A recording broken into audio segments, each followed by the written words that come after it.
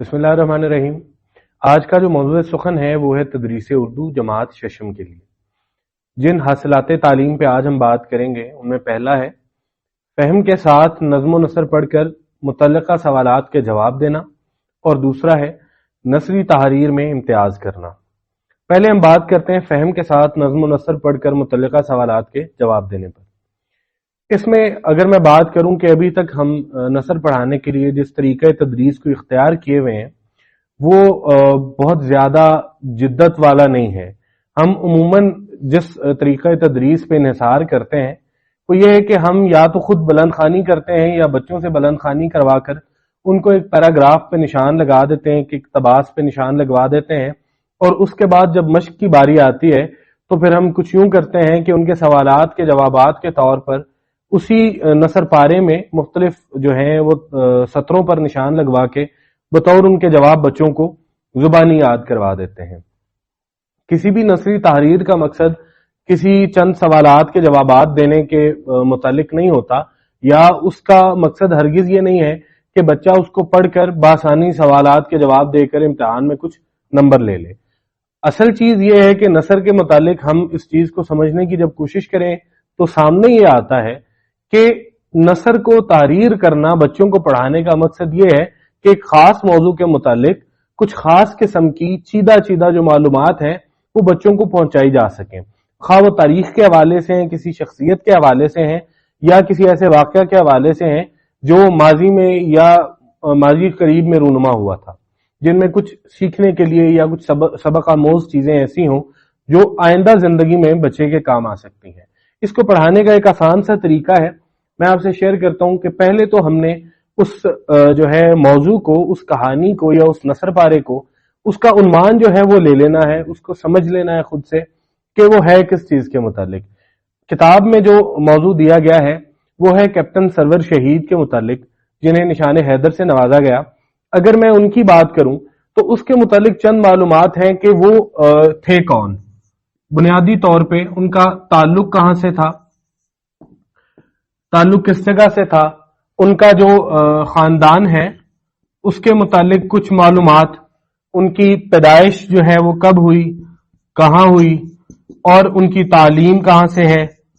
फिर उन्होंने फौज को जब ज्वाइन किया या फौज में जब उन्होंने शमूलियत इख्तियार की वो किस बिना पे की, उसके बाद जो है किस जंग में उन्होंने हिस्सा लिया और किस जंग की वजह से या किस मार्का की वजह से उन्हें इस जो है निशान हैदर से, इस इम्तियाज से, इस चीज से नवाजा गया।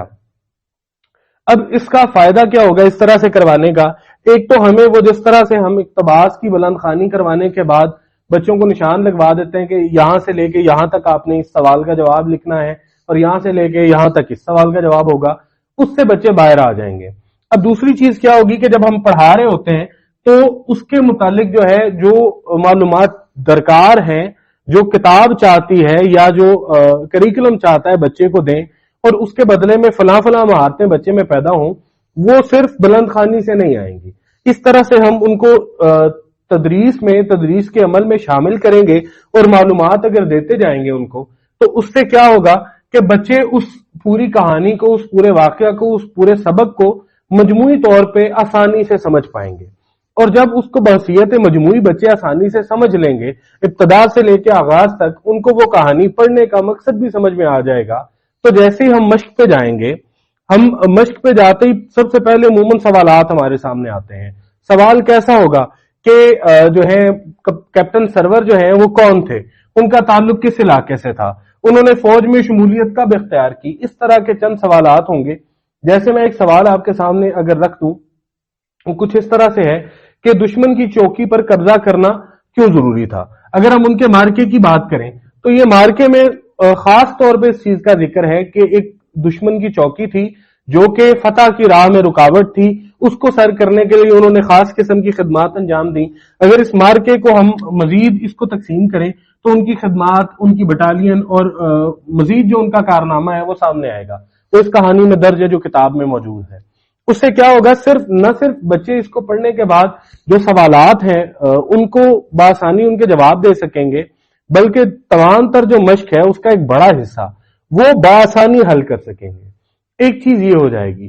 दूसरी चीज, हम आमतौर पर जब बुलंद खानी से करवा रहे होते हैं तो उसमें हमारा जो बुनियादी तवज्जो होती है वो इस चीज पे होती है कि हम चंद इसकी मश्क के हवाले से जो चीजें हैं वो करवा लें, लेकिन चूंकि नसर बजाते खुद कवायद का एक मजमुआ होती है तो हमने उर्दू में कवायद भी सिखाने होते हैं। हम इस तरह से पढ़ाकर अगर एक इक्तबास को उठाते हैं कहानी से, समझाने के बाद उस इक्तबास का तज़किरा करेंगे, उसकी बुनियादी चीज को वो पहले ही समझते हैं, तो ऐसी सूरत में उस इक्तबास में मौजूद कवायद को, ग्रामर को समझाना हमारे लिए बहुत आसान हो जाएगा। अब जो दूसरा मकसद है उसमें नसरी तहरीर में इम्तियाज करना है। मिसाल के तौर पे नसरी तहरीर होती किस तरह की है, जैसा कि कहानी है, तहरीरी शक्ल में एक नसर पारे की सूरत में कहानी होती है, फिर उसके बाद वाकयात आते हैं, हमारे मुकालमात आते हैं मुख्तलिफ, उसके बाद हमारी रुदाद आ जाती है, कुछ खतूत आते हैं इसमें। अब इनमें इम्तियाज करना बच्चे को किस तरह से सिखाया जा सकता है? देखिए, हम मिसाल के तौर पे अगर किसी बच्चे को कोई कहानी सुना देते हैं और उस कहानी के बाद फौरन हम उसे रुदाद सुना के उससे ये तवक्को अगर करते हैं कि उसे कहानी और रुदाद में फर्क जो है वो करना आ जाएगा, तो ये खासी एक मुश्किल बात है। उसकी वजह यह है कि नसरी तहरीर में बहुत सी चीजें आपस में मिलती जुलती हैं। जैसे मैं मिसाल देता हूं कि मैं अगर कहानी सुनाऊं अपने किसी दोस्त की और उसकी रुदाद बना के मैं बयान करूं, तो क्या वो कहानी बहसियत रुदाद मैं उनके सामने रख सकता हूं?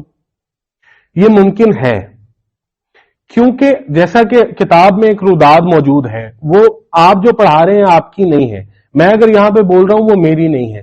उन्वान है नीलम की सैर, वो कोई और गया था, जो राइटर है वो गया था, या उसके कोई जानने वाले गए होंगे। अब उसने उस रुदाद को एक कहानी की सूरत में पेश किया है। अब जरूरी नहीं है कि हर एक रुदाद को हम कहानी की शक्ल में पेश करें। रुदाद को रुदाद की तरह ही लिखना जो है वो आसान होता है और बेहतर होता है, क्योंकि उसको समझना और समझाना दोनों आसान होते हैं।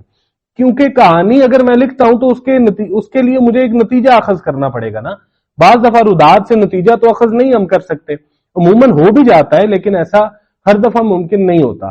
तो बजाय इसके कि मैं वो दोनों चीजें बच्चे के सामने रखूं और उसको पूछूं जी ये इसमें फर्क क्या है, इसमें आपके ख्याल में कौन सी कहानी है, कौन सी रुदाद है, उसके लिए पहले जरूरी है कि मैं बुनियाद जो है कहानी की, उसका जो खाका होता है वो बच्चे को मैं समझा चुका हूं।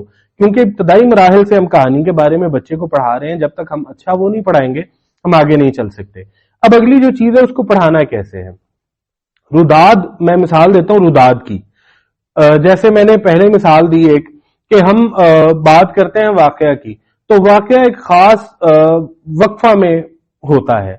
रुदाद जो है वो उस वक्फा को अपने अंदर समो सकती है। रुदाद कई वाकयात का मजमुआ होती है, इसलिए किसी रुदाद में से एक वाकया निकाला जा सकता है। बच्चे को समझाने के लिए बहुत जरूरी है चीज।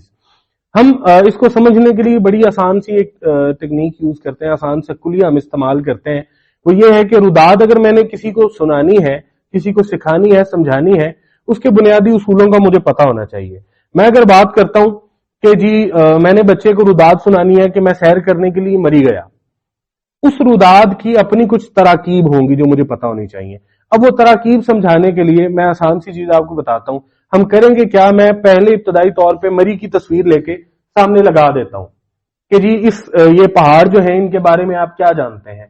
उमूमन हम जब पहाड़ देखते हैं और बच्चों को पढ़ा रहे होते हैं तो बच्चों से अगर हम पूछें तो ज्यादातर का पहाड़ का जो एक इमेज जहन में आता है, एक तस्वीर जो बनती है उसके पीछे और एक खाका बनता है, वो ज्यादातर मरी का होता है क्योंकि हमारे करीब है। अब अगर मैं उनसे पूछता हूं इसके मुतालिक आप क्या जानते हैं, वो उसके मुतालिक मुख्तलिफ चीजें बताना शुरू करेंगे और उन्हीं चीजों को बताते हुए कहीं ना कहीं वो ये बात भी बताएंगे कि मैं वहां जा चुका हूं या जा चुकी हूं। अब जो वहां पे जा चुका है या जा चुकी है उससे उसके सफर की रुदाद सुननी है। रुदाद का आगाज मरी पहुंच के नहीं होगा, रुदाद का आगाज वहां से होगा जहां से आपने उसको प्लान करना शुरू किया था। मिसाल के तौर पे ये आपके सामने है एक नीलम की जो सैर है उस कहानी से एक छोटा सा हिस्सा लिया है। इसमें इस स्लाइड पे मौजूद है जी, इस बार गर्मियों की छुट्टियों का आगाज हुआ तो घर जाने से पहले वादी नीलम की सैर का इरादा कर लिया। यानी इसके लिए जरूरी है कि आप ये देखें कि आपने इब्तदा कहां से की, एक इब्तदा है।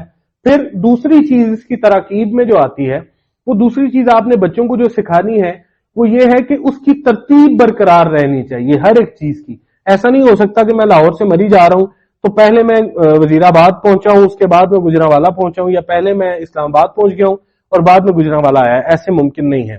یعنی میں آسان الفاظ میں اگر بولوں تو جو چیز لاہور سے نکلنے کے بعد پیش آئی ہے اس کو اسی ترتیب کے ساتھ مجھے بیان کرنا ہے.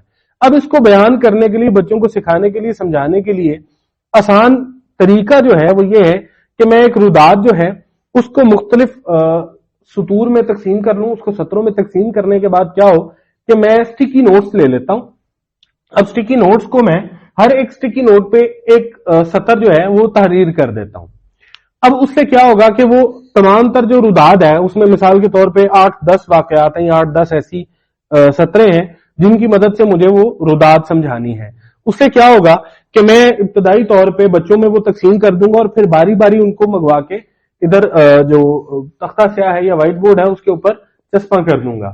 لیکن وہ ترتیب میں نہیں ہوں گی. اب یہاں سے روداد سکھانے کا عمل ہوتا ہے. اس وقت وہ ایک کہانی کی صورت میں یا کسی واقعہ کی صورت میں ان کو محسوس ہو رہی ہوں گی. میں کیا کروں گا کہ میں اگر اس کو پکڑ کے اس کی جو اصل ترتیب ہے اس میں لگانا شروع کر دوں، اس کا آغاز کر دوں جی کہ پہلے یہ ہوا، پھر اس کے بعد یہ ہوا، پھر اس کے بعد یہ ہوا، پھر یہ ہوا، اس میں کیا ہوگا کہ بچوں کو سمجھنے میں بھی بہت آسانی ہوگی اور روداد کا ایک خاص نقشہ ان کے ذہن میں بیٹھ جائے گا. اس طرح سے جب میں روداد کی مشق کرواؤں گا تو مجھے ان سطروں کو خود سے لکھنے کی ضرورت نہیں ہوگی. میں ایک موضوع دوں گا، اس کے متعلق چند معلومات بھی اگر میں دیتا ہوں، بچے سے روداد فرضی بھی لکھوانی ہے، اس صورت میں چند معلومات اور اس کی ترتیب کا کام بچہ آسانی سے کر لے گا. اب جب وہ یہ آسانی سے کر لے گا تو اسے اس میں روداد میں اور کہانی میں فرق کرنا آ جائے گا.